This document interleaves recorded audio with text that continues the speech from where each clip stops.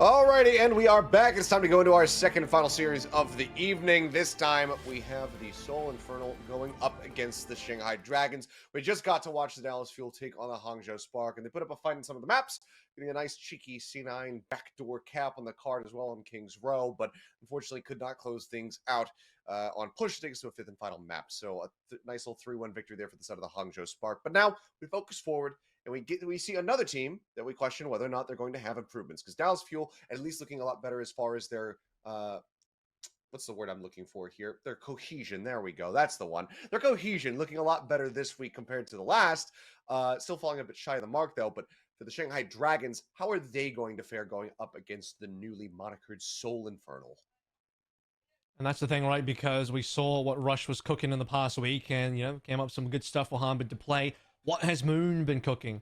We're out here doing MasterChef between two of the best coaches we had in Overwatch League seasons. I mean, they've both literally won Coach of the Year at various stages. So between Rush and Moon, it's Moon's turn to kind of prove that Shanghai can make a bounce back, because these are the two teams that really struggled in week one. Dallas, despite losing to Spark today, which I don't think is a crazy result. That would be the expected result. We probably come into this knowing that Spark is the better team, but Dallas really showed up anyway, and I think had a competitive series. Now you need to see Shanghai very much do the same thing as, in week one. When we saw as you see this graphic now, but we saw the play interviews, a little segment before they faced the Seoul Dynasty. Zest basically said that last year he got dubbed the Dragon Slayer for how often the Philadelphia Fusion were able to take down the Shanghai Dragons. And now this year he wants to be the Tiger Slayer. Although they've already lost to the Dynasty once, they'll have plenty of opportunities to face the Dynasty again. Being the Dragon Slayer from 2022, he's now facing the Dragons once again. And a far weaker looking Dragons, Infernal, should be in the lead unless Dragons are doing something special today.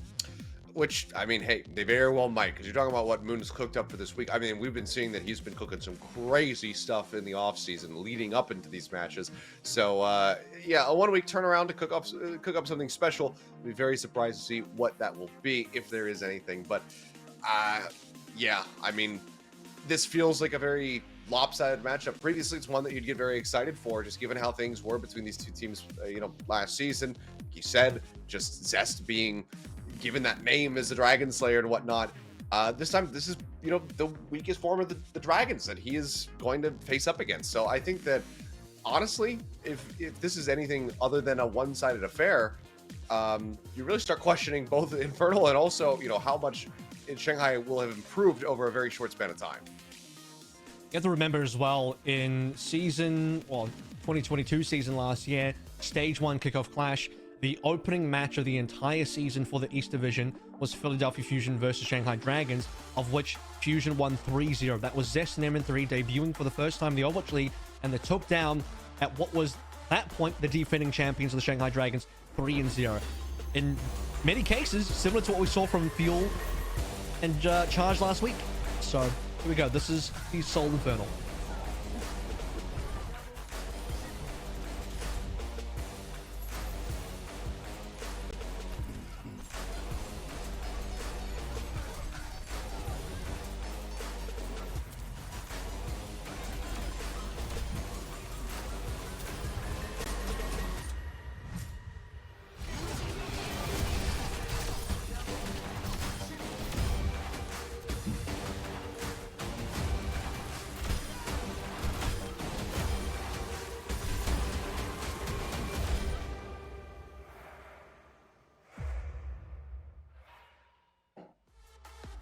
Of course, having used that mind-melting performance by MN3 over on New Queen Street in the highlight reel, you'd be foolish to not wrap that one up there. But yeah, I mean, again, Seoul Infernal looked quite strong in their first series, opened things up, battle for Seoul, the bibimbap brawl, whatever you want to call it.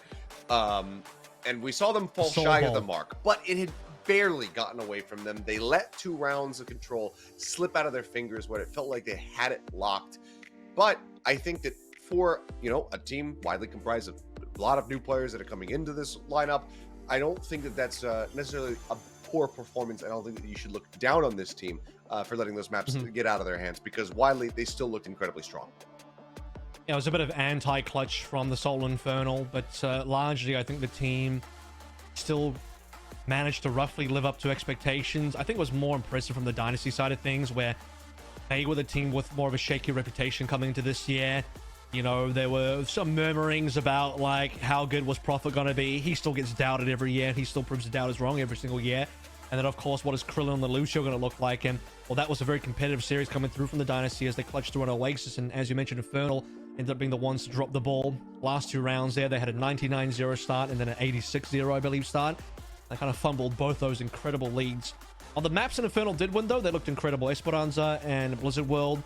Some fantastic dive play coming through from Infernal. A couple of the places that I'm concerned for the Infernal is Shambali Monastery, where they lost to the Void Rhine. Do you remember from last week? Void on Dynasty ended up pulling through a Rhine as a player that previously had never had Rhine in his hero pool.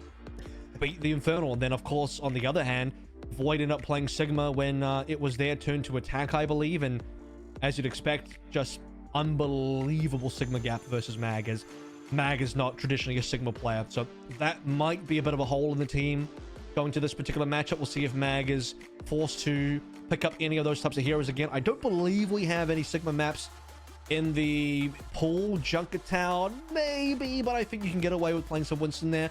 If Mag just sticks to the Winston for this entire series, I think Infernal will be okay. I'll see if that's going to be the case, but also have to take a look and see what Shanghai Dragons have ready for us, because, you know, as we've been mentioning, have they cooked up something new, or are they going to show us something wild, wacky, you know, outside of the meta, or is it going to be some straight shooting? We'll have to just wait and see as we get ready to take a look at the starting 5 here for the side of the Shanghai Dragons. Shanghai Dragons, man, they got a lot to live up to. Team that won the championship in 2021. In 2022, they brought back their entire roster to try and run it back, and they had an okay year. I say okay, I'm probably underselling it there. They did even take a stage title in the middle of the year due to Void's Junker Queen. Talking about good Junker Queen players, but Void no longer part of this team. It's the Flatank now that has to lead the charge for the Shanghai Dragons to get the work done, and Flitter's Winston was not particularly inspiring last week, although he was being compared to Gushui, who I'm sure anybody here, especially if you're not predominantly a main tank player or a tank player at all in the sense of Flitter, you're not going to look particularly good versus Gushui. Can he look much better versus Mag? He's had a week off to try and work on that. One area that I thought Flitter was actually decent on was the Sigma, and that's where Mag has looked weak last week, but I don't think Sigma is going to get played here unless that's going to be the mirror on Junkertown, but I still probably think it's not going to happen. To me, the real shining bits of this roster is Hisu and Viper, and especially Hisu.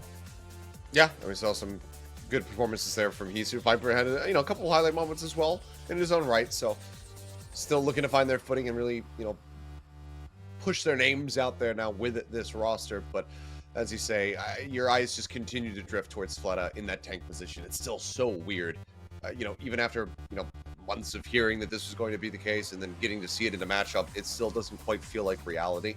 But I also think it didn't necessarily feel like, Fleta was the reason why they were why they lost that series. It wasn't like, okay, they just don't have a tank player, he's getting completely clobbered. It was more of just overall the team not being able to, perform to those high levels, those high expectations, especially going up against, a team, as you said, in the side of the Hangzhou Spark and how they look right now during this season. But I don't think you could really isolate Fleta. Speaking of members, though, team members that are no longer on this team, we should say, we wish the best to Izayaki in his recovery.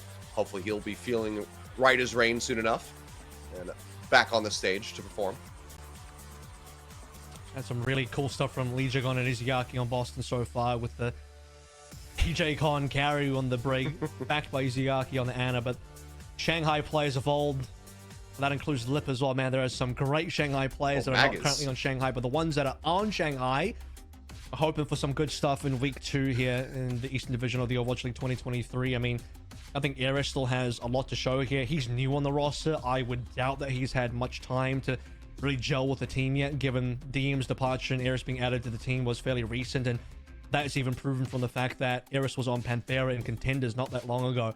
So it's not like he was secretly actively scrimming with Shanghai the entire time. No, he was actually in Contenders, playing for a Contenders team, which means he actually only just joined this team fairly recently, and replacing DM, who would have likely been on that flex support position.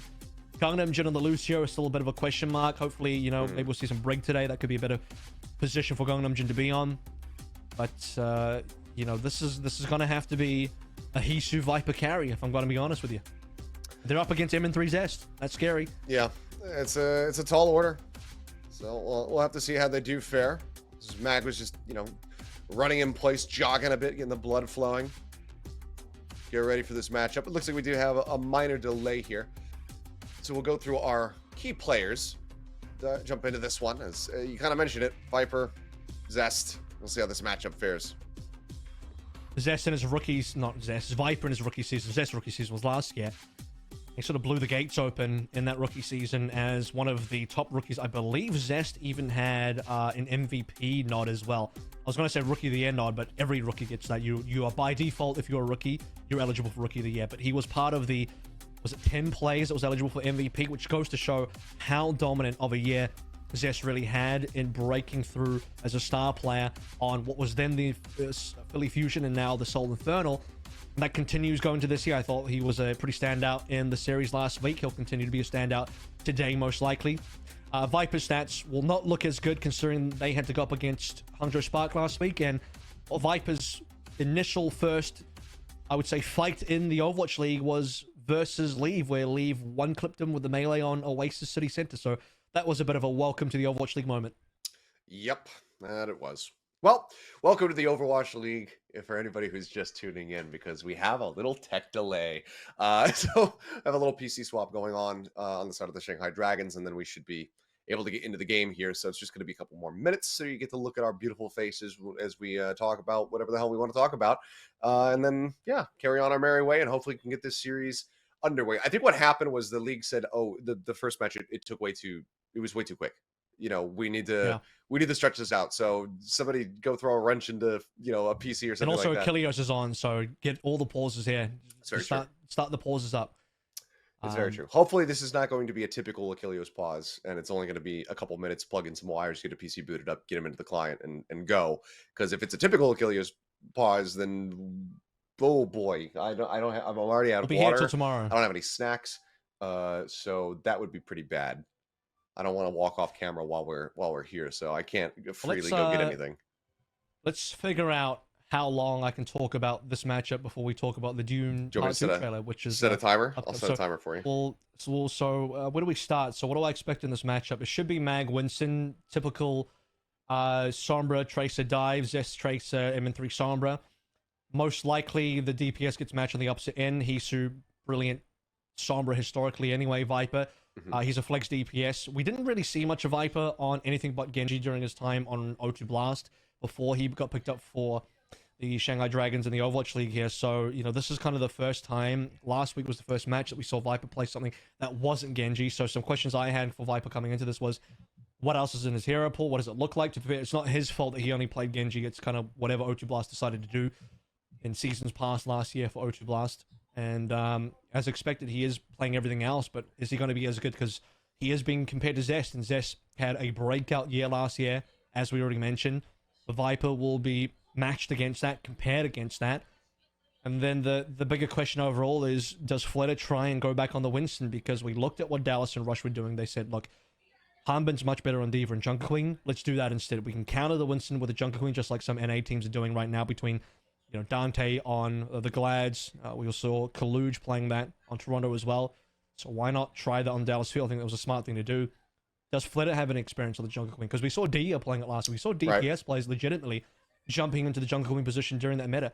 It's not impossible, but I have no idea what Fleta can do on that hero if he's got to be playing that hero at all. But if there's something cooking, I think that's probably what was cooking, because that Mag favors the Winston. If not the Winston, then maybe the Ball. Just a little bit more off meta. I didn't expect the Ball versus Ball mirror last week versus Dynasty, but that was also there. Yeah, I mean, I was going to mention the Dia Junker Queen actually earlier on during the first series, because we were talking about, just great Junker Queens. I was going to say, wait till you see Dia bring it out again this season. But I would very much not mind that. I mean, you give Fleta something, typically very strong at anything. So whether it's hit scan, projectile, etc. Junker Queen, a little bit of both. You got that knife, you got to throw that. That's a projectile. Maybe he can get some nice midair snipes, something to that extent. But we'll have to just wait and see if he does have it.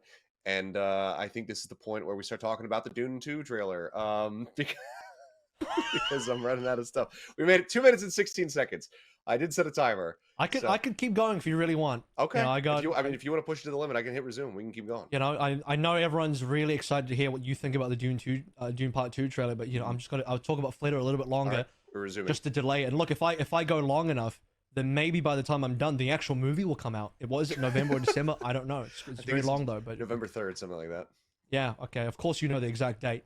But you know all the showing times already as well. You probably know somebody that works at the cinema. But speaking of cinemas, there's a crowd in the cinema.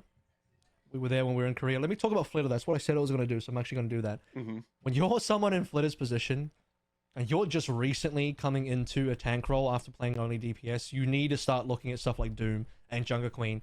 Heroes that either got reworked into tanks that had originally been DPS, which was part of your pool, especially as a flex DPS player, or brand new tanks where everyone has an equal footing in terms of play time. So you're not going up against guys like Gushoy who has thousands of hours on Winston and you don't. You're going up against, well, you're not going to be in a Junker Queen mirror, but at least you have a fighting chance given that Junker Queen's a new enough hero that you would have had the exact same amount of time as everyone else to pick it up. It will still be maybe a rough matchup if you're not good enough, but it's a potentially positive matchup versus Mag, who will likely force the Winston. My only big question is, like, what happens if Mag goes Ball again? I don't think Ball's particularly good in this meta, but Infernal and Dynasty both really wanted to play it last week, and I wonder if they'll bring it back again. That was specifically on Blizzard World, and we're not playing that again. And I don't think there's another map in the pool that really looks good for Ball. Not that I would have assumed Blizzard World to be good anyway. Nepal, Hollywood, Junkertown, New Queen Street, Lijiang Tower. You could see a All little seems bit on pretty Junker. Winston heavy for me. No, I think you'd rather still just maybe, but actually you're not wrong. Not impossible. That could be a possibility.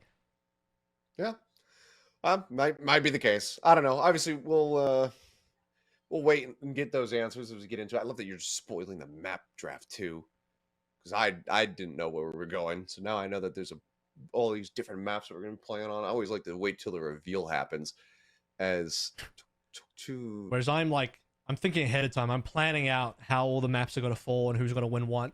I don't fully all understand that that kind of sign, so I'm not sure what either those of them Korean says. lessons, huh?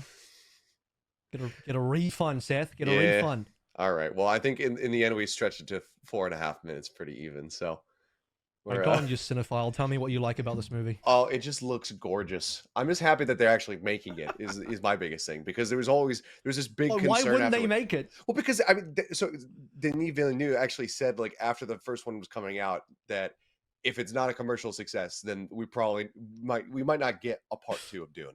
So there was this concern that it could potentially not happen, and that we would only have part 1 of a movie that would then never have a conclusion, never be finished. The fact that it has happened, it's made, it's ready to be released, that's super exciting to me. The sandworm surfing scene when he's getting latched on and he's trying to grapple his way up onto it and attach to the scale, just gorgeous looking movie. I can't wait. I didn't see the first one in IMAX. I wish I had. I'm seeing this one in IMAX. What did you say? The fun fact about I said use the government name for the sandworm. Oh, you know what I'm talking about. I'll just keep calling it sandworm. Shai Halud or something like that. I can't say it. I don't know. I'm not a big enough fan. I don't directly remember. I remember the Gom Jabbar and a couple other things, House Atreides, etc. I always imagined that movies like this, where there's clearly like a part 1, part 2, you'd kind of film them back to back, kind of like how Lord of the Rings was, right? Like you just got approved for all 3 in one go. You're like, we're not just going to do Fellowship and end it there. Let's wait to see how Fellowship does, and if it doesn't do well enough, we're just not going to make 2 Towers and Return of the King. We'll just stop at Fellowship. But that's the problem. Wasn't the case. Maybe things have changed now in 2023. I don't know. Companies just don't do that anymore. They don't take a risk on a very grand scale vision. I mean, Lord of the Rings was able to do that. I think the only movie that I can think of, or series of films that were made at the same time, well, is Avatar not back to back at the moment? Well, I think that they're developing the next 3 or something at the same time. I don't know, but it's going to be like another 12 years until we see Avatar 3, and also, who cares? The second one was so mid. But I think, come on, the movies, 3-hour tech demo, I enjoyed it. The horror films X and Pearl, I think that's the only movies I can think of that in the last several years were made at the same time and then released. Because when they announced Pearl, it was very much a kind of a surprise. They're like, oh yeah, we have this prequel to our horror that we shot secretly at the same time and no one knew about it, and here you go. And What it if just X bombed? Do you well, just not release Pearl? I mean, yeah, that would have been a little bit awkward, but fortunately, X was a pretty good commercial success, at least as far as I'm aware. I watched it. I thought it was a very good movie. It's very straightforward. It's like the most straightforward horror film I've ever seen in my life, but it's like entertaining the whole way throughout. Yeah. But you know, it is what it is. As you guys can tell, we're still waiting on some stuff. So it seems like this is actually an Achilles pause at the end of the day. So we just get to keep going. Welcome. Little will get his PC online at some point. He's the one Yeah. swapping out his PC. He's like, whoopsies, that's the DPS PC. Give me the tank one. I need to play tank today. Yeah, all of his bindings are Load up the different, scripts. set up improperly. So he's got to do the full swap on the PC. Let's see. Okay, looks Did you watch John Wick Part 4? I did. It was gorgeous. Okay. I'd say not my favorite entry in the series, but Okay. a very good. I like the ending of the movie a lot, is what I'll say, and I can't go into much more than that because obviously, don't want to spoil the ending of the film. But I like the ending quite a lot. I'm looking forward to the future ones because they're always entertaining. They're always very high, like high budget and like really well made. High octane, great energy, and just great entertainment the whole way through. So I would recommend John Wick 4 quite a bit for anybody who hasn't seen it. Though I will say it is incredibly long. So if you're going to go, don't drink 2 large sodas like I did before you go to the theater because it's like 2 hours and 45 minutes Or long, and I think you're catching my have a drift. large bladder. Yes, Come that's with a giant bladder. that would also help. But I'm being told that we're actually going to go to a quick little break to go ahead and spare us from rambling on about films that you may or may not have seen. So we'll be back in about 5 or so minutes, and hopefully we'll get into the game from there. So don't go anywhere. Love you guys. So anyway, yeah, so John Wick 4, really good movie. Would highly recommend everybody go see that. Donnie Yen's excellent in it, albeit playing a blind guy again. We were just talking about this during the break, that seemingly we just can do nothing but cast him as a blind person, but he does an excellent job of it, so why not? I like that we went to break and still spent the entire time Talking about movies. the same subject, but just not to the audience. Like no one got to hear it. The podcast So, carried on, regardless of whether or not there was an audience for it or not. The show must go on. So, Also, by the way, how troll is it that Avatar 2 is like the longest movie ever? So if you need to hold in, if you don't have a big bladder, you got to hold in. It's pretty excruciating. However, on top of that, not only was it long, but the entire movie's covered in about water. So you just look at water the entire time. Just torture. You're just being taunted the whole 3 hours. I admittedly went to the bathroom during the movie because it wasn't engaging enough for me to want to stay there and watch it all the way through. So I figured, you know what? I will go make myself a lot more comfortable for the rest of this film. Went to the restroom, came back, and I was like, you know what? You could never make me walk out of a James Cameron classic. Never happened. I stayed there until it became dangerous to my life. I think of James Cameron classic as Terminator 2, Titanic, those kinds of movies. I don't even put Avatar 1 up there because at the end of the day, it's just it's a story that's been the one that made told a million times over. So not very good. I'll still watch them because whatever, they're gorgeous films, but I just wish that they could take like 20% of the effort that they put into the world building and like design of creatures and everything, and just apply that to story-line, and then it might be really, really good. It could be a modern classic, but unfortunately they don't do that. And I'm being told that we're gonna have another break. So get your final thoughts in, and then we'll throw to that. What are you gonna say? I was gonna say I don't mind a tech demo with the story is kind of just it's optional in a tech demo. I'm just there to see pretty things for several hours at a time. I mean, I guess that's fine. That's what you're into. If that's what you're there for, then more power to you, I suppose. But for me, my standards are a little bit too high, I suppose. But anyway, we're gonna go to another quick break, and then when we come back, maybe we'll keep talking about movies. Maybe we'll get into the game. We don't have the answers, but we're keen to find out. So don't go anywhere. But, where were we? I lost track. Talking about how much I enjoyed the visuals of how good Reddit Digital is. You know what? They do the best visuals, and I will accept no further answers. Industrial Light and Magic, no thank you. No thank you. No to them. Okay, we are getting the word though. The teams are actually ready, so we should be able to get this match underway. We can finally cut the movie chat. And then we can, jump into the series and finally get answers to all of the questions that we were posing before all of the delays had begun. So, we'll go ahead and take a look here at the map set in a moment. And see where we got. You spoiled it a little bit, but Nepal to start. I think this was tactical from the Shanghai Dragons, because what they noticed was that Mag was a little bit sleepy. He came into this match a little bit tired, so if they could just drag this one out for like another hour, Mag will literally fall asleep before he can play. And then the Seoul Infernal are going to have to play 4v5 or just forfeit. I think that's genius, personally. That's some dirty tactics that they got going on. But we'll see if it works. That's one way you want to win the tank matchup. Flitter's like, damn, how am I going to win this tank matchup? How about Mag just falls asleep and can't play? Could be. That could be the thing that makes the difference here for them. Either way, Nepal to start, then we'll go into Hollywood, then Junkertown, and if we can go past a 3-0, then we'll see New Queen Street as our push map, and then round things out on Lijiang Tower. Does hit a little bit different, though, obviously, no longer the Lijiang Tower for the side of the Shanghai Dragons. We'll see if we can make it to the distance, because I think even if we do get there, that's still a victory in and of itself for the side of the Shanghai Dragons coming into this series, just given what we did see from the Seoul Infernal. Your eyes do not deceive you, ladies and gentlemen. We are, in fact, in the game, and we're ready to kick things off with our first round. You know what? I think the Seoul Infernal would be truly cursed if they just repeatedly go to map 5, because that's what Fusion did almost all of last year, and we kind of talked a little bit about the fact that Mag could go ball, but I thought that was going to happen in Junkertown. No, it's going to happen on Nepal. Okay, well, up here onto the high ground, MN3 going to be going for that staple pick of his with the Ash. Let's see how much value he can find, as Hisu is going to be on the hunt with that Sombra. Steady building up at the moment, 24% towards that EMP. Notably, MN3 is not going to be on a Sombra here to match Hisu, so Hisu should be able to run around fairly unimpeded. Sombra, also a great matchup into the ball. There's a hack on a mag straight away. Yep, we're talking about it. Wrecking Ball seen, but no follow-up really off the back of the hack. Instead, it's going to be Years taken down. MN3 able to find the shots across. Gets rid of that enemy support. Now Gangnam Jin also going to be joining him in the grave as he gets taken down. Viper trying to get something done here on the point. Melee? But yeah, that one I'm not too certain about. Mag able to take down the enemy Tracer, and that's going to be Seoul Infernal winning the first volley and now ticking up past 15. He just ran up to Gangnam Jin and kicked him. How does he do that? That's crazy for Zenyatta. Right in the teeth. Yeah, I mean, MN3 will start things out here. Zest farming up damage. He'll probably find the first ultimate here.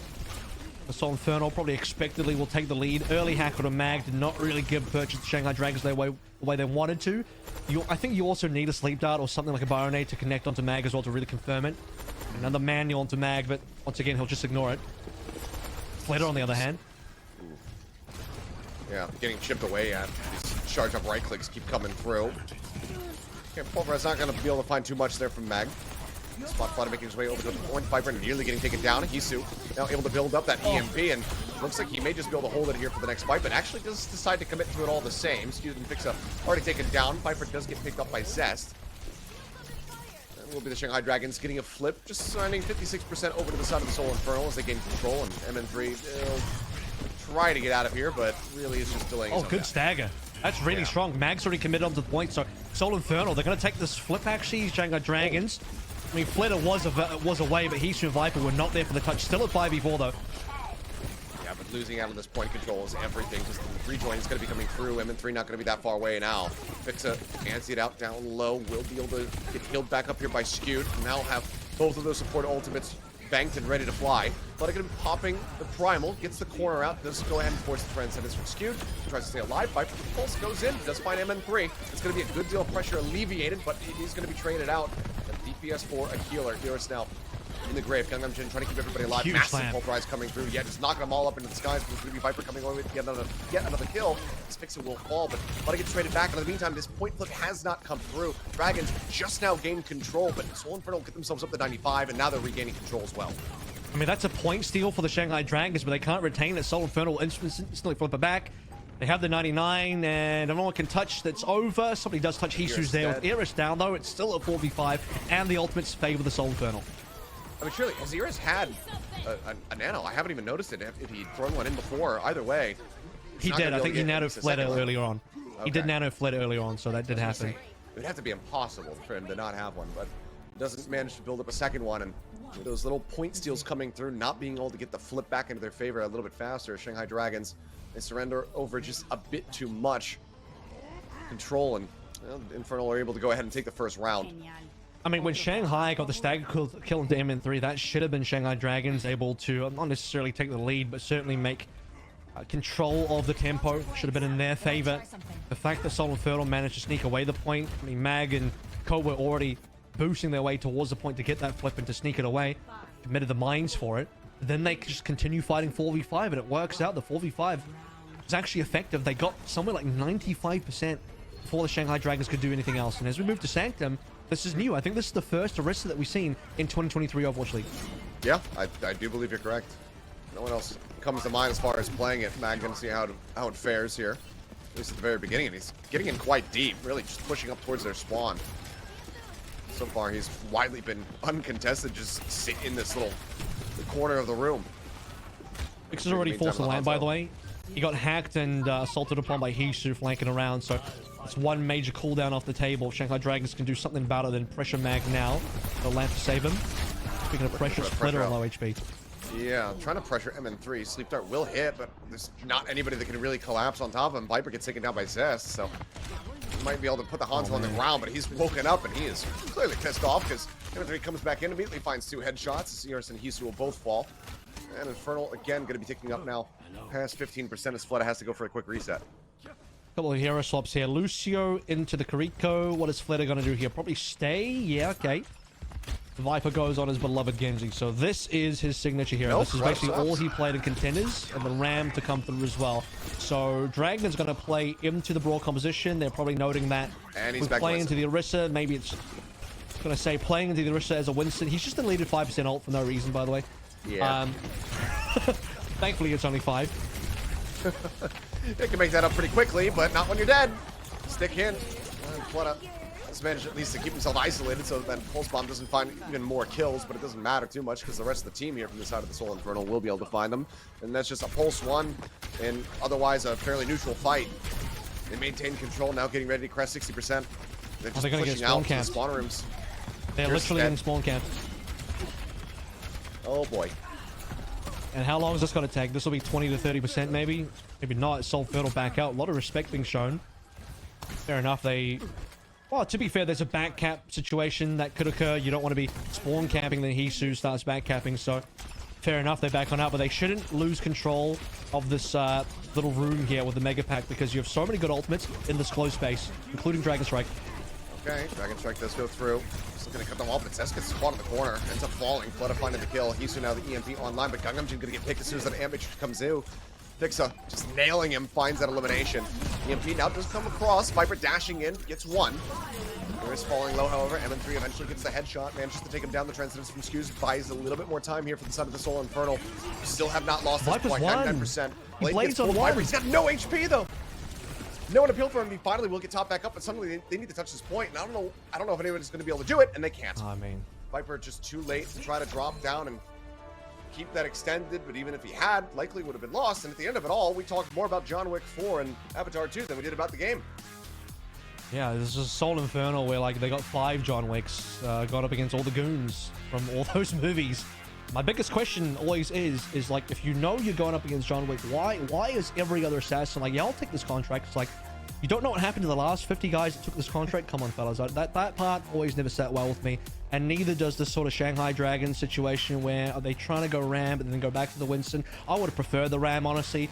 The Genji's fine on a map like Sanctum, but they kind of got lost in the sauce there a little bit with the little swapsies, not sure what they're going to play. They're obviously confused by the Orisa.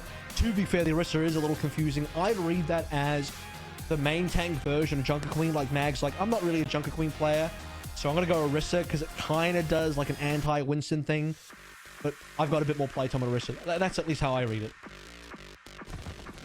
Yeah, I mean, sure. I'll just agree because otherwise I'm fairly confused. As we'll get a look at some of the highlights from the map, albeit fairly quick ones, so there's not going to be that many to go through. But seriously, why is it every time someone puts out a hit on John Wick, every assassin with their phone just like, I'll take that? Where is the one dude that's like, you know what, maybe not. Maybe I'm not going to take this. It's not worth it. It's not worth my life. Because all the ones that don't want to take it are the ones that are friends with him. Donnie Yen, Willem Dafoe, everyone just wants to die. Guys. Everyone's just like, I'll die for I was going to say 2 million, but 0 because they don't get it. They died. They all see the name. It's like, yeah, I'll take this guy out. I'm like, come on, really? No one's just refusing? Overconfidence, I suppose. Either way, that's map 1 in the books. Shanghai Dragons, clearly some leveling up that needs to be done. Map over map as we get ready to go into our hybrid selection. We'll see if that's going to come to fruition, or if the Seoul Infernal will just continue on this war path that they've started here with this first map of Nepal. We'll be right back, so don't go anywhere, guys. The action continues in just a few minutes.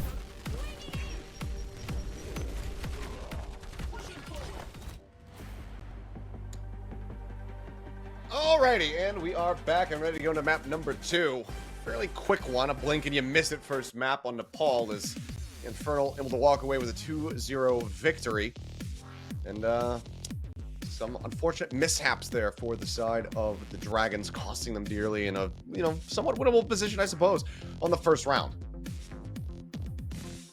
And I got to bring something up really quickly.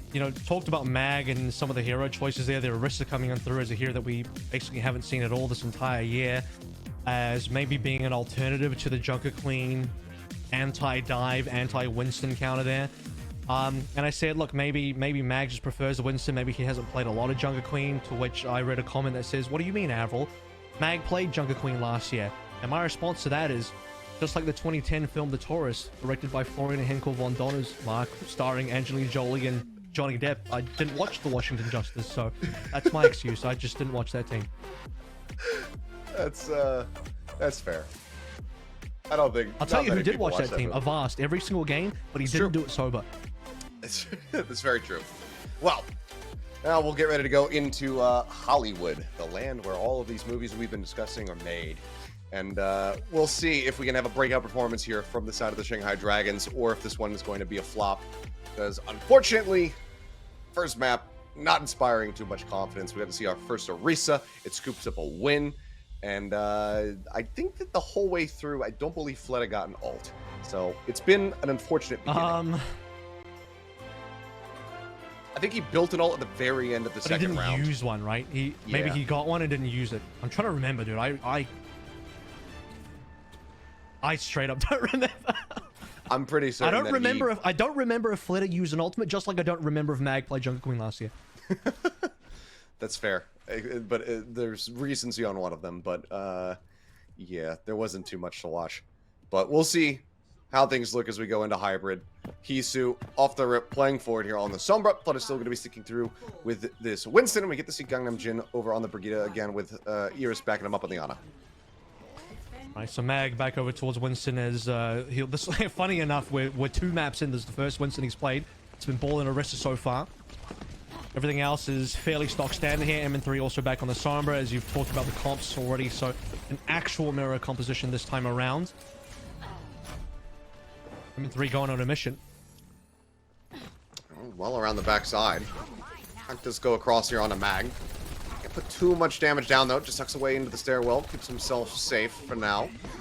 As MN3 makes his presence known. Flooding can be hacked as he goes up onto the high ground. Takes a nasty chunk of damage. Kills coming across and trying to keep him sustained, but Gangnam Jin also under fire. The first tick already going to be surrendered now. Seoul Infernal driving that one up for themselves, while Skewed is just perfectly sat back in the side hallway, keeping himself safe. Nade gets lobbed in. He's down to a sliver of HP. Mag able to finish him there with a melee hit. Now Flooding going to be taken down as well. Zest getting involved, finds the kill. Skewed will end up falling. Viper coming away with 1, but unfortunately it seems like that's as good as it's going to get, as the cap is completed. It's nearly 5.5 minutes in the time bank for the Infernal. And there's not really too much to write home about in terms of what Dragons can do in this next fight. Viper is 20% behind Zest, already has a pulse bomb. MN3 is miles ahead of Hisu at this rate in terms of finding that EMP. Perhaps Eris can get this nano up. That'll be the one big defense Shanghai Dragons can use. MN3 also slipped in the backline. Huge play by Eris. Great catch. Well, that's going to allow Hisu to catch up. Yeah. I mean, he goes low, but he does manage to get out of there. So just going to be a 2% differential between the two Sombras. He's still a little bit closer to the action. But playing forward within the bubble, just trying to stay alive. Nano's at the ready here. Should they need to bail him out, or if they want to go aggressive. In the meantime, though, Viper, call to the flank. The recall used does take him out to safety, though. Nearly 5 ults for Infernal. There's the EMP. Hisu lands first, but lands got on Fixer. Got a quick kill coming through. You can see Infernal just playing back immediately off of that one, though MN3 goes in, does not his EMP, but doesn't really find any connections, and no kills are going to be found. So, in the end, it's just the Shanghai Dragons maintaining control of the archway. He got a, I think it might have been a solo onto Viper, but Viper just waits the 1 second, recalls out to get their HP back, and he's fine. Soul, though, thankfully still have 4 ultimates available. Notably, they still have the double support ultimates, which Gangnam Jin and Eris will match now. So it's actually 4 aside. Pulse out first, and it misses. M3 still available here for Shanghai Dragons. Crucially, the support ultimates is very much coming to play as Mag is just keeping 3 people occupied here on this high ground, just juggling around this bubble so perfectly, avoiding damage. Now goes in, Primal's still going to be held, does get antied out, but the damage is just not coming through, so he doesn't feel the need to pop the ult. Instead rejoins here onto the low ground, Rally going to be rolling from Gangnam Jin, Fix is still holding on to one of his own. They get 2 ults out just for the one. Overall, Infernal's still going to be in a good spot now, Fixie getting antied, goes ahead, pops the Rally, gets the wide shield. Starts looking for some more targets as Viper's going to get picked off. Zest able to find the solo kill onto him. The cart now advancing forward. Still up here onto the high ground as Mag goes low. Now pops the Primal. Yep, starts diving in towards that back line. Once it keeps Gangnam Jin here separated from the rest of the team. So they can try to isolate Fleta. Maybe he can force out his own ultimate. Oh, comes through from M3. And then they just absolutely massacre him. Winston now gone. The cart continues to roll. Hisu, another EMP about to be online, but can they even commit it without having Fleta here? They'll use the EMP, yes. That means they're committing. Does lead to MN3 getting picked once again. Finding that elimination. Viper going to be going low. The recall takes him back up to full HP. Down to 75 now as Zest gets into the back line, finds the enemy Ana, but it's going to be traded. Tracer on either side. Viper, however, able to double up. Finds Fixa for his troubles. Does give Shanghai Dragons a fighting chance, a winning opportunity here. As Mag kind of left on his lonesome, has to exit up on the high ground, but Viper's going in for the hunt. Should be able to find him as well. Just a couple more blinks. Low HP. Nice. Be able to find it before Zest can get the trade either. And Zest really wants this kill, but has to respect the fact that the Shanghai Dragons are fully respawned here. I want to play a 4v5 from the Shanghai Dragons to save the day. I think Flitter actually did have enough time to pop the Primal Rage. 1 second, it felt like 1 second had gone by and Flitter should have been able to get the Primal. Maybe it was lag. Maybe he should hold down the Q button, but a 4v5 that was rescued by an EB from Hisu. Some nice kills from Viper there. What was ended up being a prolonged 3k. But a magic and back cap. Back cap. Okay, an attempt at a back cap, and as they go spilling in over towards the cart, the EMP does greet them, but the kills, again, not going to be found off the back of M3's EMP. Rally up from Gangnam Jin here, still going to be holding on to the ult. Skewed now, having one of his own. We'll see where he decides to direct that one, but in all likelihood, it's going to be towards Mag. So they continue to just work their way back over towards the cart. So far, about 3.5 minutes have been chewed up here on the time bank from the side of the Shanghai Dragons. Gangnam Jin now falling. There's so very low. Somehow hasn't died yet, though, but as I say it, Mag will eventually find him. Gets the kill, gets the stomp on a Viper as well. And yeah, it gets taken away. Fixa will find the shield bash kill, and that'll be the push coming through. Just shy of 3 minutes now remaining for the final stretch.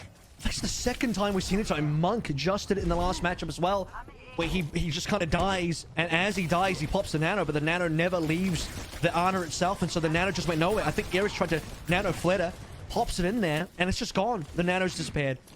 It's 2 lost Nanos tonight over 2 matches. The Shanghai Dragons, look at how many ultimates they had. They were in a potentially good position to hold on to B.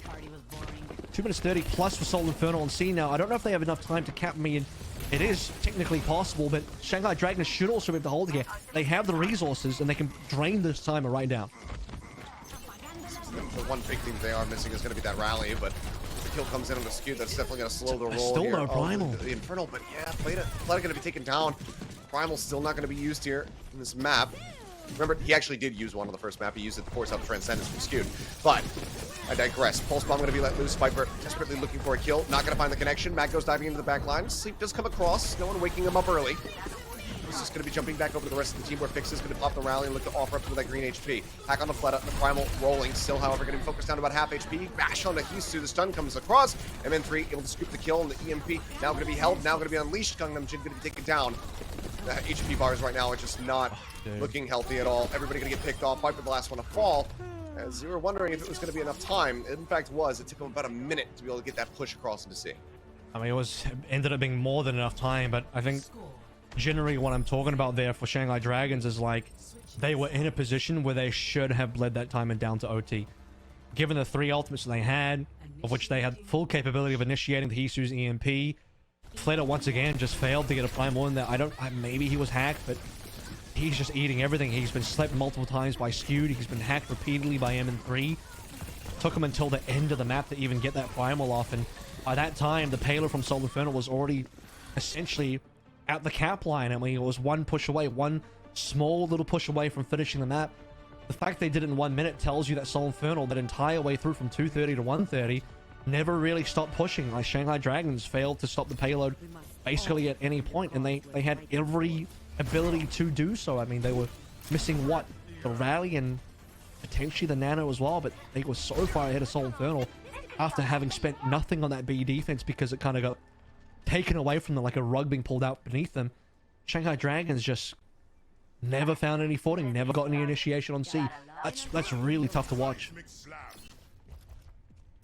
Well, now onto the attack. We'll see if Shanghai can get themselves towards the end of the map. Granted, it needs to be with time in the bank.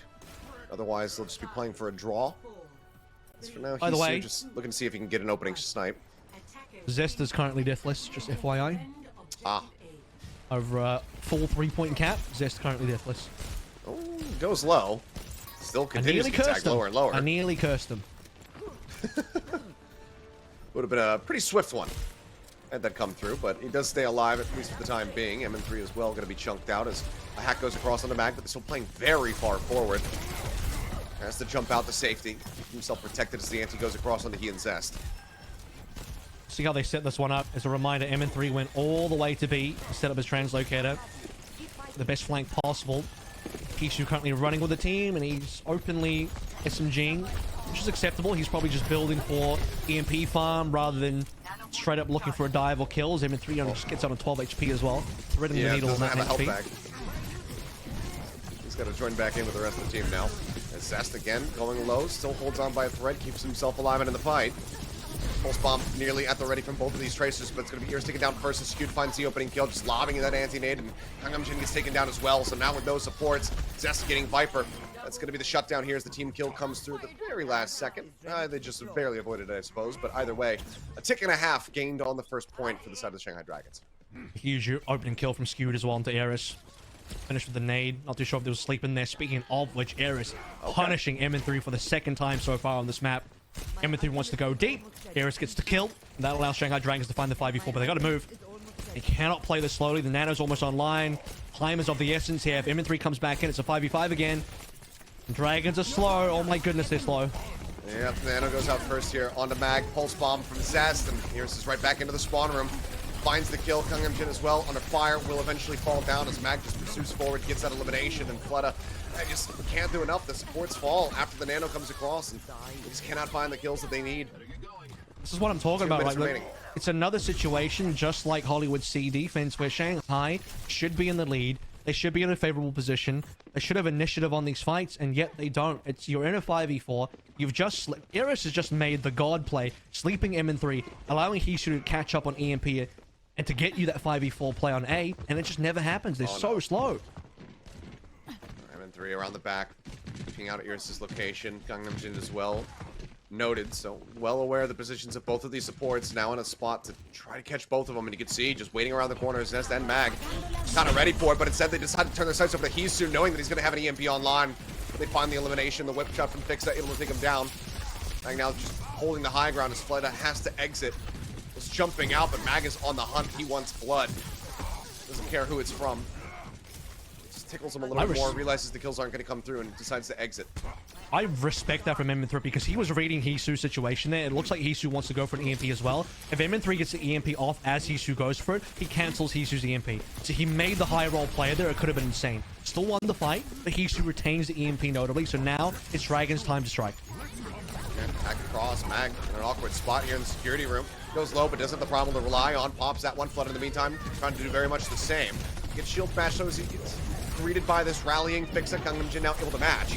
Knocked in the side room, anti on the 2, Fixa down to about half HP, waiting for some heals to be coming through. Zest, however, now going to be taken down. Viper able to pick up 2 kills. Fix and Mag taken out. Sleep Dart goes across, but Skewed is finished off, and it seems like Shanghai Dragons not going to be getting full held. They will be able to push through with 20 seconds remaining, get this cap here on the point A. That was nicely played, and it starts with the Gangnam Jin as well. He gets a really good whip shot onto Mag as he tries to dive on in towards the main little archway area, and because Mag gets whip shotted, he ends up going security. He gets locked in into security by a bunch of Dragons members. He's forced to pop Primal early.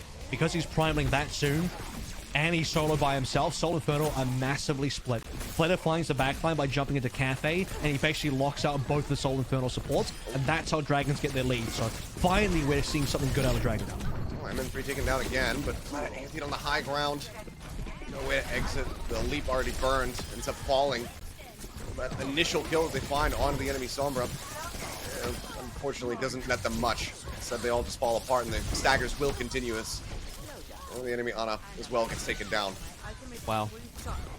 Was that quick, huh? So, you know, small little good play on A for Dragons to get the cap on A, and instantly it is turned around from the Seoul Infernal. So some compliments for the Shanghai Dragons, but short-lived, fleeting as we call it.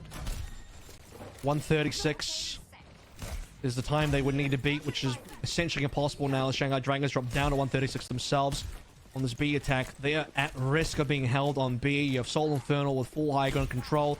3 ultimates online to the 1 of the Shanghai Dragons. Hisu is more than 35%, or was, in terms of EMP differential between him and M3. It's going to take a while for Shanghai Dragons to find anything of value to use.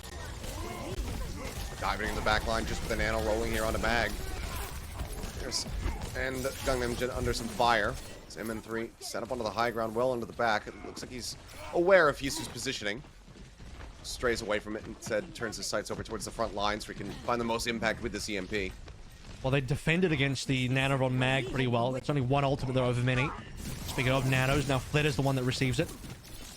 He's looking for something but hasn't been able to find anything. EMP out, however. Hisu gets the catch on the MN3 and they will be able to set up for the kill. So here's again coming away with 1 with the anti-nade. Still though, the cart, they have to get moving on this one. 40 seconds remaining. Just about halfway to be. Still quite a lot of distance to be covered.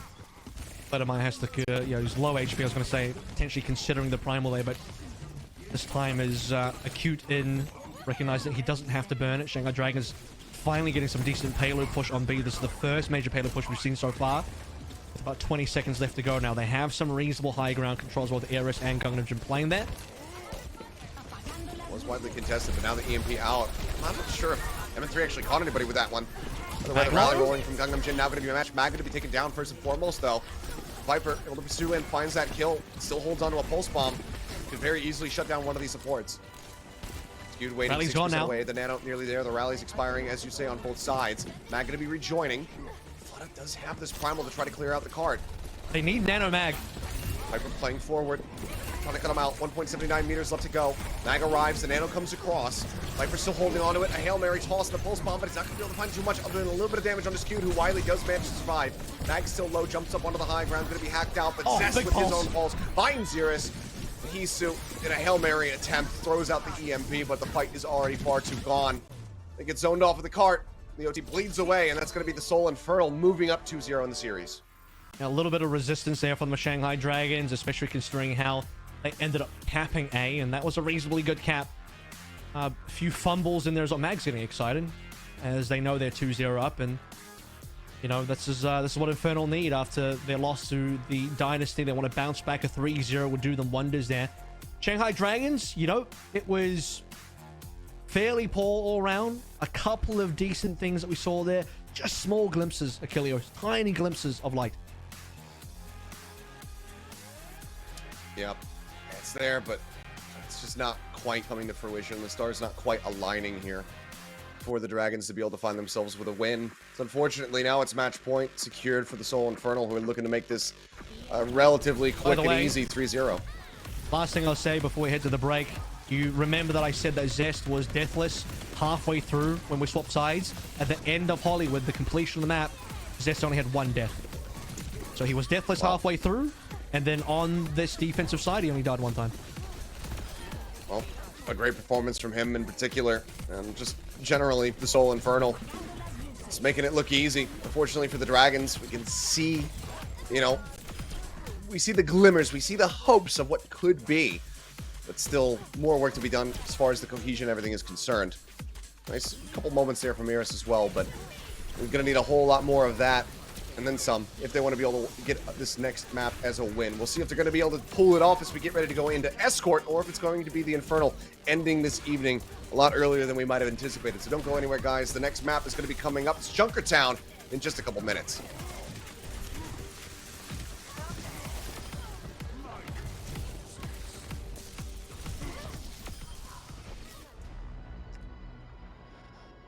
And here we go. Looking like a 3-0 right now, and the Shanghai Dragons can pull a miracle out of a hat. Infernal seemingly is going to be running away with this one as we get them to full push on Hollywood and then successfully hold in front of B to go ahead and give themselves match point. And this was the point last week where, you know, Flatter pulled out the Sigma, and it looked okay. It was like passable, workable. You can work with that, and it allowed the Shanghai Dragons to have what was their closest map of the 3-0 series versus the Hangzhou Spark, and now a similar precarious situation. They're 0-2 down. It's match point. Seoul Infernal look very clean. They look like far and away the better team here, as expected. And these stats will unfortunately not give Flatter any. You're right. It is completely mean. So I mean, we already knew. We already knew. I mean, this confirms everything we already knew. It just to paints no it in one's surprise. a much more detailed light. You know, this is like comparing a Bob Ross painting to something that your 3-year-old drew. It's just so much more detail. I think you could just about do a one-to-one comparison of everybody in the Seoul Infernal versus the counterparts, and it would look fairly similar. Maybe outside of Eris, who was maybe the one standout, but stat-wise, you wouldn't see it. Just the 2 sleeps got an M3 were truly critical, even though, sadly, I don't think Dragons got much out of those. That's the real disappointing part. But the point I was trying to make in terms of talking about Flatter and map number 3 and the Sigma is there's a question mark out there. They could play it again on Junkertown.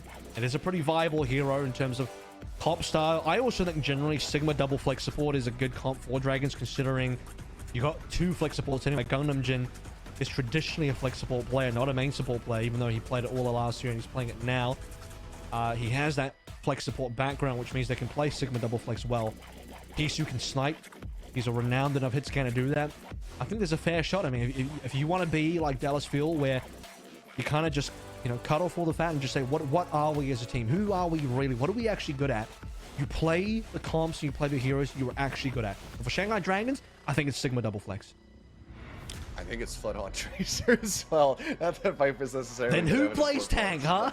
Yeah, I think you just go tankless. They just comes in and plays tank.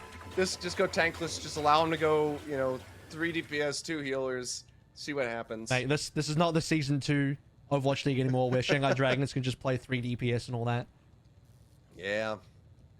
So it is not. Well, we'll get into Junkertown now and see if this can be the staging ground. But for now, once again, yeah, seeming like it's going to be the Fleta. Yeah, it's for the Fleta Winston. Let's say, speaking of Season 2 Dragons, once again, Ding is observing this, so he's just watching the Dragons in 2023 and remembering how Dragons were in 2019. Sorry, Ding. Which are actually not as good as Dragons in 2021, so there's also that.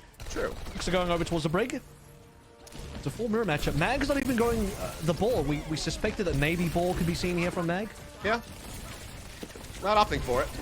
Double anti out on the Flood and Gangnam Jin. That'll expires. The hack comes across. I mean, Princess is just completely untouched, so get the hack down, but no real damage or threat going to be found. M3 in the meantime, he's been taking his time with building up towards his own hack, and oh, great arrival. Hisu almost helps deliver that kill. Would have been a first blood found as Mag tries to contest here onto the mid ground, just pushing them off the corner, but widely does have to make his exit, jumping back away as Cart now very much loaded up into the death zone.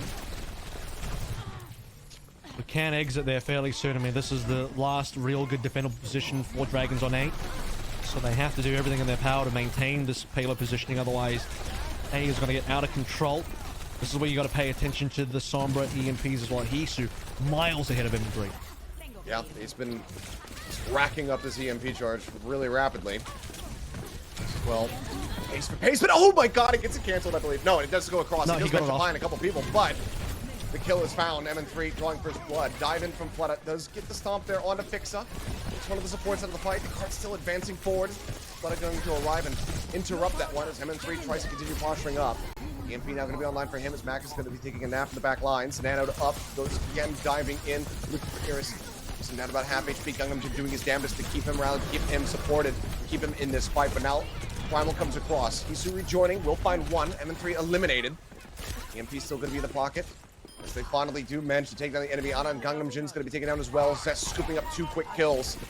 Cart just 3 meters away from pushing in, and now they've cleared out Viper. That will be enough. 4.5 minutes now remaining as the gate will open up and they can start the stretch to B. I mean, macro-wise, Shanghai Dragons didn't even necessarily do anything really wrong there. They actually got quicker ultimates to Seoul Infernal. All things accounted for, not Fleta versus Mag, but everybody else. Hisu especially got that gigantic EMP early. He did die during, which is not ideal, so it is 4v5. But they have the earlier nano. They have the earlier rally. In fact, they used the rally. Fix still got its rally. They didn't even have to use it. Shanghai Dragons burned all those ultimates and got nothing out of it. And the snowball continues. Zest lobbing the pulse bomb to Eris.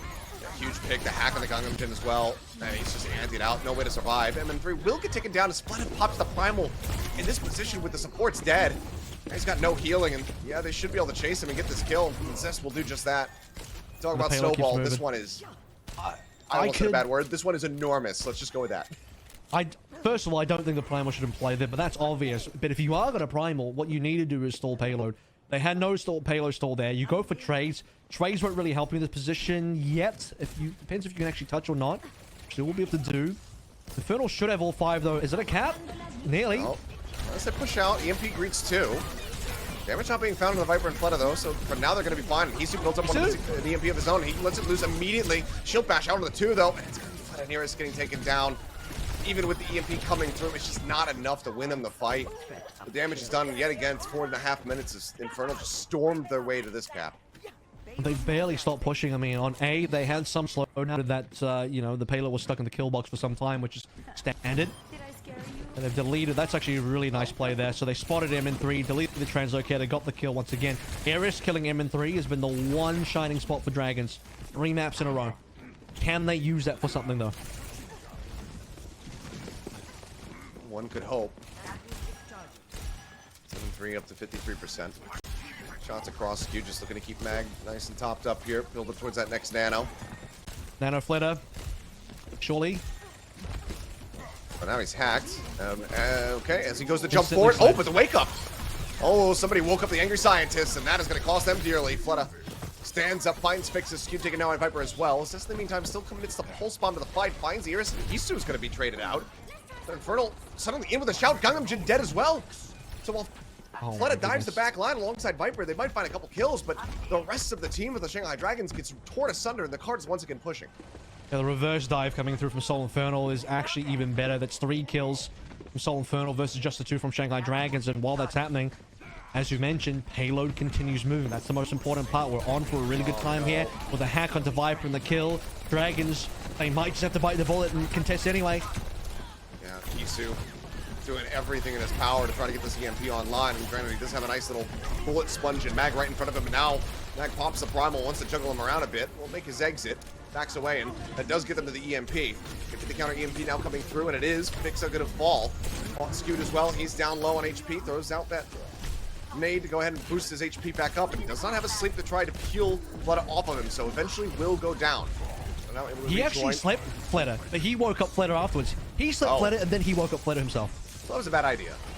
As it turns out, it's Zest trying to exit, cannot. A little added stagger going to be found here, and the cart will be halted, but with 2 minutes and 25, just a couple meters left to go, it seems like the Infernal should inevitably be able to finish the map. You think so, but Infernal reset here. They lost all positioning. Fletta getting the 2 kills that he did was actually pretty insane. Again, off the back of Skewed, funnily enough, kind of just destroying his own good play there. And if he actually, I think if he kept Fletta asleep, I think Infernal would have won that fight, legitimately. But here we are. Nano out. Infernal still holding their own. Mag even down to half HP. They don't decide to commit it until after that anti is gone. Pulse bomb from Viper, not going to be able to find anything. Hisu and Viper also so dangerously low, and Zest is able to get in there, weaves through that melee hit, finds the kill, gets the pulse bomb off as well off screen to take down Flutta.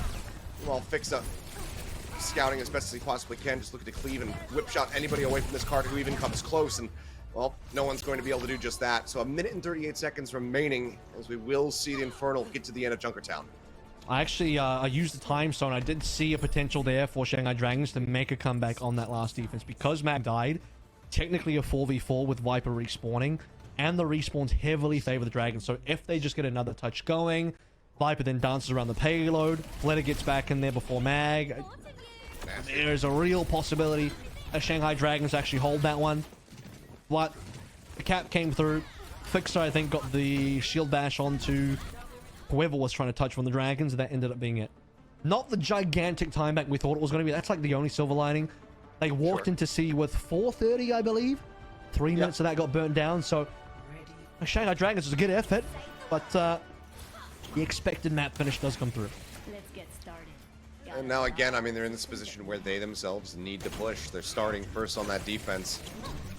So now onus is on them to make it to the end of the map. Obviously, given that we're here on escort, doesn't matter if it's with time or without, but you don't want to give a full minute over to the side of the Infernal in extra innings.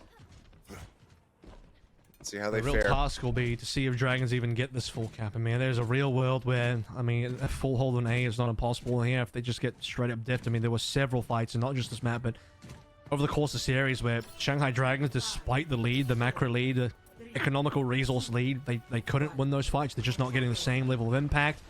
Yeah. Their ults, I mean, you can connect a 3-man EMP and Dragons will just fail to get any kills there. It's happened multiple times. Quick hack around the back, looking for Mag. Just widely leap out the safety. Isuch rushes forward, grabs the mini pack here in the side room. Or just steadily being brought up. And you can see, I mean, respect being shown. Infernal not really overcommitting. Skew just rotating out, getting himself up onto the high ground, getting himself into a little bit of a safer position so that he doesn't get dove on. Oh, M3 tries to draw some attention here into the back line. Hisu, 10 HP remaining. Looks like he finally will go ahead and get bumped back up. A lot of limit testing here, but sometimes that's what you got to do to be able to maximize ult charge gain, and Hisu is able to do so enough that he's once again leading over M3, but can Dragons find this EMP early and actually make use of it? Payload positioning is not bad. They've already got to the end of the kill box here, nearly into the open. That's what they want.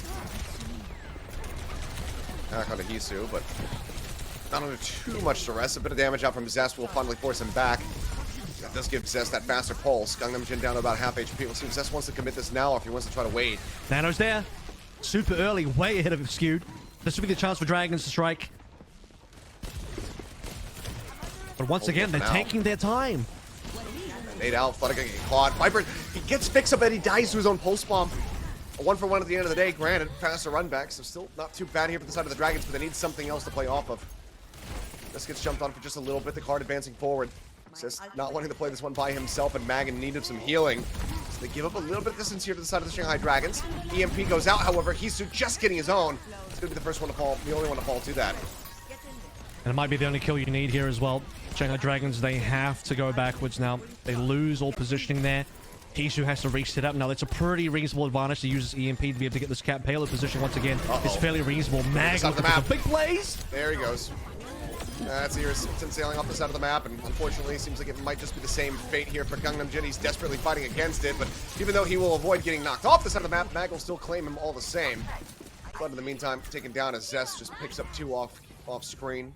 Viper being the last one. Minute and 45 EMP remaining. got used that fight. EMP got used that fight. Oh, so the one really big tool that Dragons needed is off the table now, which means the risk of being full held has suddenly increased drastically. What are we looking at? Era 78? That's about the one big tool they can use, but Nano hasn't been the most glorious of ultimates for the Shanghai Dragons in terms of actual impact, and it's not Eris's fault either. He puts it on the right target. It's for Shanghai Dragons afterwards to be able to find the value after Nano is deployed. M3, has he lost his translocator? It looks like he has. Either way, he's just hugging that pack, he's just trying to stay alive, and he's able to survive. And that's Viper with not a pulse. normal pulse. No, not at all. The call must have been on cooldown. He's just coming away with that one. They're gonna commit 4v5. They're going for it. They're running out of time. 4 seconds remaining, and as he goes in with a primal, Sleep comes across, Flood up left on the ground for a little bit longer there. Now going to be hacked on the follow-up as they look to just go ahead and work him down lower and lower, and if they can, it's going to be monstrous. But Viper just come in from behind, catches Mag unawares, finds him with a pulse, and this is a window of opportunity now once again for the Shanghai Dragons.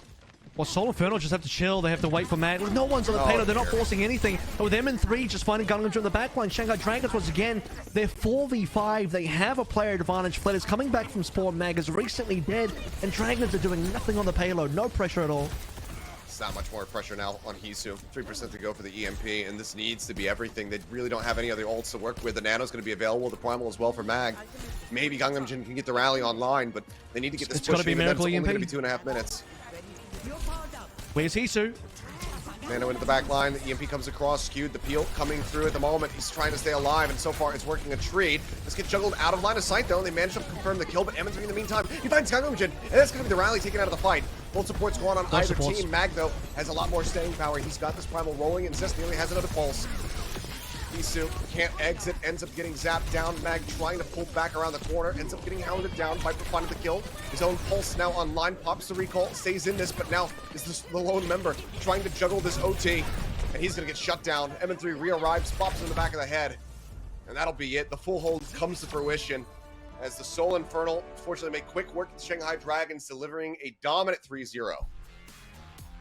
That's the Seoul Infernal that we wanted to see on day number 1, week number 1. Seoul Dynasty, though, a much better opponent than the Shanghai Dragons, and gave them a lot more of a difficult matchup here. It didn't seem like Seoul Infernal were really all that tested. They weren't pressured. It's, I've said multiple times over the course of our 3-0 here, Dragons, even when they're ahead, they're never really pushing advantages. They're never really claiming space, putting the pressure on the Seoul Infernal. It doesn't really feel like Seoul are down one member there. They might lose a play. MN3 might just get slipped and killed by Eris again, which has happened multiple times, but it doesn't make a damn difference for the Seoul Infernal. They can be in a 4v5 and have it not feel like a 4v5 at all, because Dragons spend far too much time sitting on their hands. They couldn't get past A, and even when they had ultimates, it just feels like they don't get the value out of the ultimates. They can put the ultimates on the right plays. You can nano flit it. You can EMP a bunch of members of the Seoul Infernal far too many times.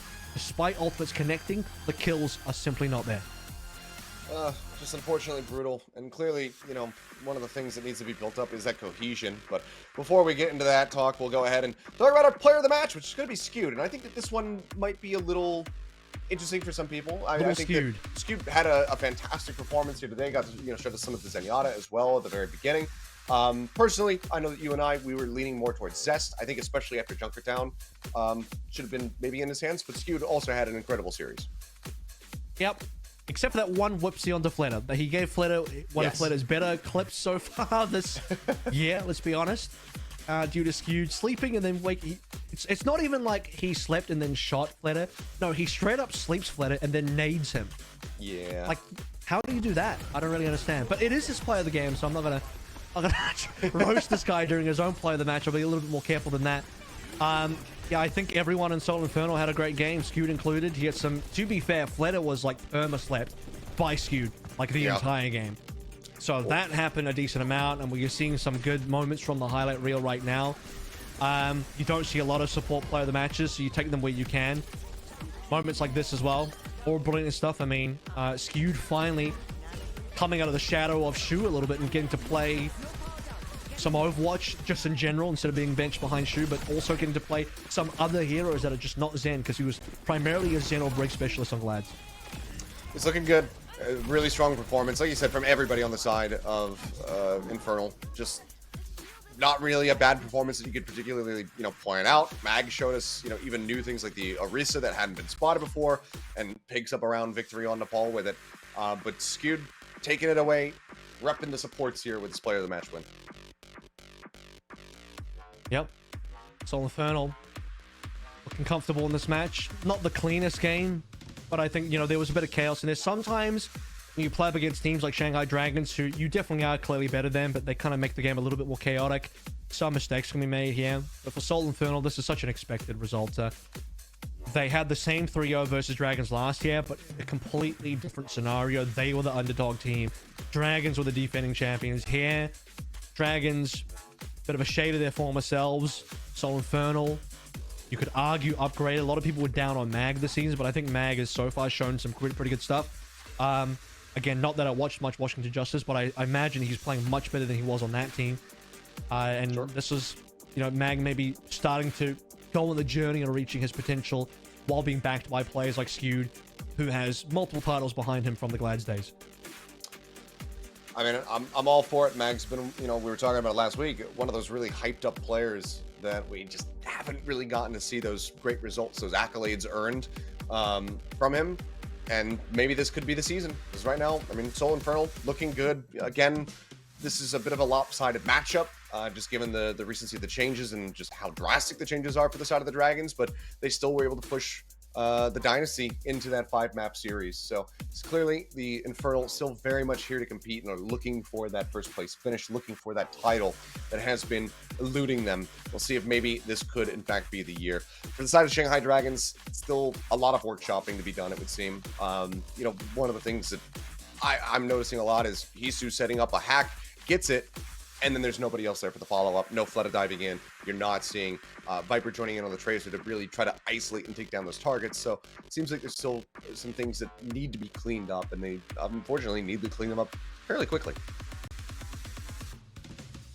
now we can use this chance to talk a little bit about the old Dragon Slayer himself. Okay. That's the guy that I've been thinking about a lot of it. I know we both thought like Zest probably could have been player of the match. I want to point out a couple of things here in terms of why I felt like, again, not that Skew doesn't deserve it, but why I felt like Zest earns that nickname, especially in this matchup. He was the kill leader in terms of final blows for all 3 maps. He was the damage leader for all 3 maps. This is across both teams, by the way, not just his own team. And then on top of that, you remember how I said he only died once on Hollywood? Yeah. I just checked the stats. He actually died once on Hollywood, also only once on the pole, and also only once on Junkertown. So across 3 maps, he only died 3 times total, 1 time per map. While being the kill leader and the damage leader, not just for his team, the whole lobby. Yeah, that's why I think Zest should have been player of the match. Again, not that I'm saying that Skew doesn't deserve anything, but brother Zest is doing something. It was, for those of you who are with us there, the Zest faithful believing in the Dragon Slayer himself. It was Ding, our observer, of course, and former member of the Shanghai Dragons, who was the swing vote to go ahead and give that one over to Skewed. But I think that it's another one of those moments where you could make a solid argument for just about anybody on the team.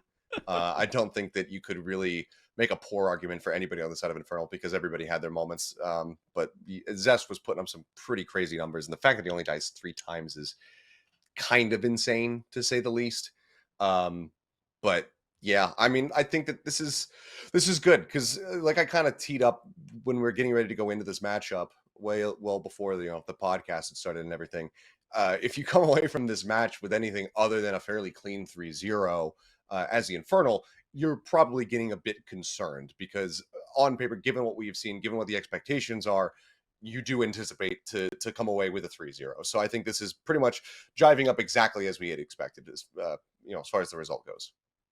I think it would have been a little concerning for Infernal not to have taken this one 3-0. I'm trying to be a little bit respectful towards Dragons here, but let's be clear, Dragons are the much widely considered underdog here for all the notable reasons that have already been said. And unfortunately, unlike the Dallas Field, there's no comeback to be found, at least so far this week.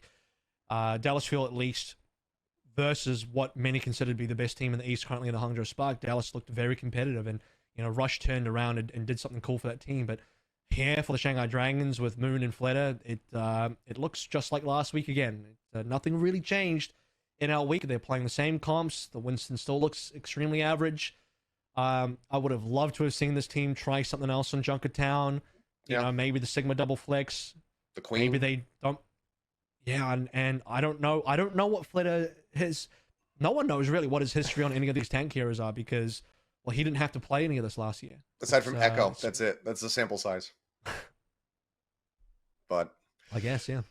Yeah, it's unfortunately see. But all we can hope for is that there's going to be some, continued development and improvement as the weeks go on. I mean, we know that everybody on that team can be a high caliber player. Viper obviously in a rookie year trying to very much prove himself, and I think that he's had a decent amount of impact. But we know what each player is individually capable of, maybe a little bit less so with Fleta picking up a new role, but just given his ability at the game across many a year, you would expect that he should be able to find his footing with this. It might just take some more time, and unfortunately there's just not that much. I want to be clear as well. Like I think, although the memes are funny, but it's a wider team issue. I don't think it's entirely fair to blame one individual, like it's definitely this guy's fault, it's definitely that guy's fault, because even when things are going well, the team in general is not coming together in a way that is resulting in any sort of anything resembling a win, because I've noted multiple times during these 3 maps where it felt like Dragons should have been ahead.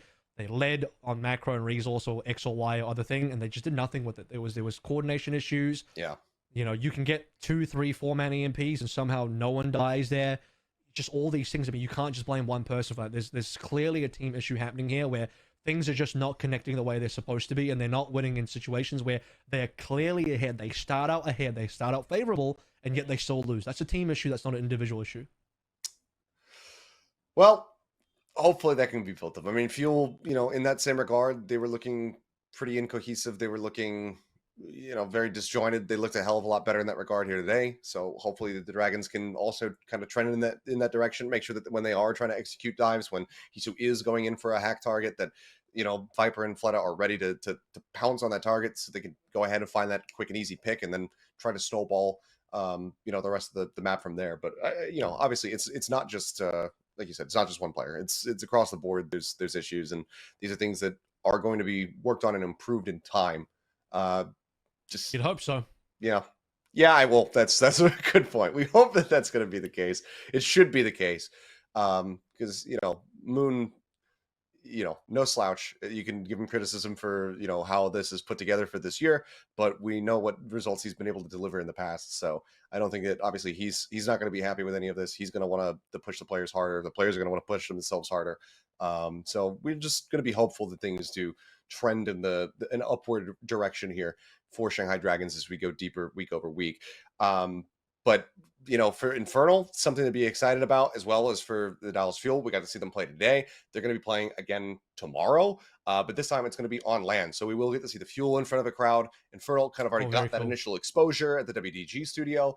Now it's going to be the Dallas Fuel's first turn, having to play on a stage here in Korea in a while. Obviously, show match, they're familiar with the studio, but it's going to be a very different vibe and a much more high stakes matchup. So I'm hoping that is also going to be a match where both teams very much deliver, and we get a really crazy series out of that, because that feels like in front of the crowd, that's where you want it to go to 5 maps.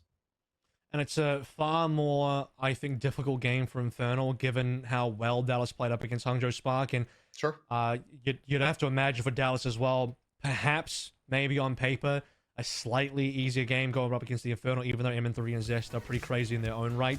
They can basically do very similar things here. Look, they've proven the Junker Queen counter comp versus the dive of the Winston can work.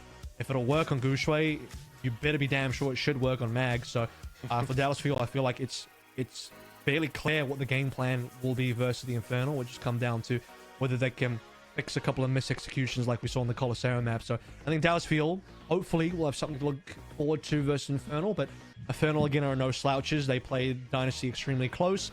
3-0 the Dragons. Dynasty themselves will go on to play the Guangzhou Charge as well. So that's going to end up happening where Guangzhou look kind of scary. Alrighty. Well, 7 maps played across 2 series, but some fairly one-sided affairs in both scene. And only 3.5 hours since the broadcast began. We had a podcast and everything. So I think overall, a fairly eventful day. But hopefully the next 2 days here in this second weekend of the 2023 season will deliver some more hyped results. Again, the big one to watch for me going into tomorrow is going to be Infernal versus Fuel. Can't wait to get my eyes on that one. It's going to be hopefully another 5 mapper, as long as the Fuel can deliver much in the same way that we saw the Dynasty. But I mean, it's actually kind of a stacked day across the board now that I take a closer look at it, because then you've got Dynasty versus the Guangzhou Charge, who looked absolutely superb in their opening series. Yeah, it's going to be a good weekend because we have at least one more LAN match here between Fuel and Infernal. We'll get one day. And then Dynasty Charge, where that's going to be very interesting. We'll see if Charge get to repeat the magic. I think Charge have earned their praise, but let's see them do it twice. Let's see them do it versus the Dynasty as well. Beyond that as well, I'll even hype up the third day matches. You've got Dynasty versus Dragons, where previously that would have been a giga banger, but here I'm not too sure anymore. And then we have the best match of the week, and maybe of this part of the regular season in the Eastern Division anyway, the showdown between Guangzhou Charge and Hangzhou Spark. Possibly, and I really do mean possibly, the 2 best teams in this region currently. Maybe. I mean, that could be the decider as far as who's that number 1, who's that number 2. Obviously, Dynasty's certainly going to want to continue to throw their hat in the ring for that one and maintain that moniker that they have had for so very long. But I think that just about does it for us here today. So unfortunately, a little bit faster than we might have anticipated, faster than we might have hoped.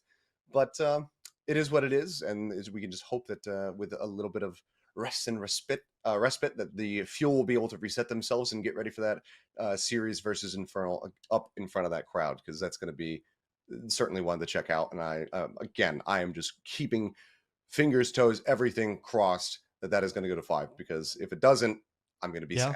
I'm going to be very, very sad. We'll have the potential to. We'll have the potential to. And Dallas is still looking for that first one of the season. Infernal just got their first one of the season, so I think that's a bit of a shoulder lifted off their back, which is important for the team.